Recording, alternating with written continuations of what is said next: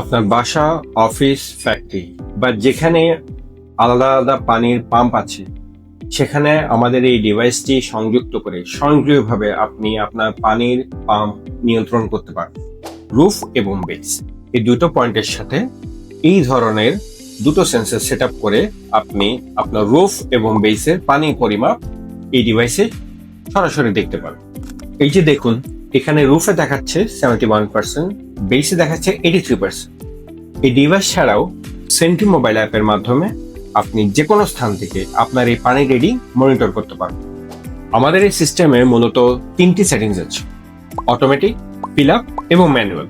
এই তিনটি সেটিংস এর মাধ্যমে আপনি আপনার রুফ পাম্প অথবা বেস পাম্প অথবা উভয়ের জন্য আলাদা আলাদা করে আপনার সুবিধা অনুযায়ী সেট আপ করতে পারবেন।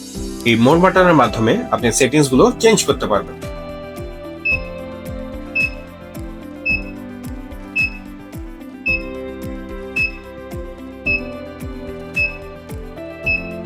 আপনি যদি অটো মোড সিলেক্ট করেন সেক্ষেত্রে ট্যাঙ্কে পানির স্তরের উপর ভিত্তি করে ওয়াটার পাম্পগুলো স্বয়ংক্রিয়ভাবে অন অফ করবে। এই সেটিংটি আপনি রুফ অথবা বেস পাম্পে আপনি আপনার সুবিধা অনুযায়ী আলাদা আলাদা করে সেট করতে পারেন।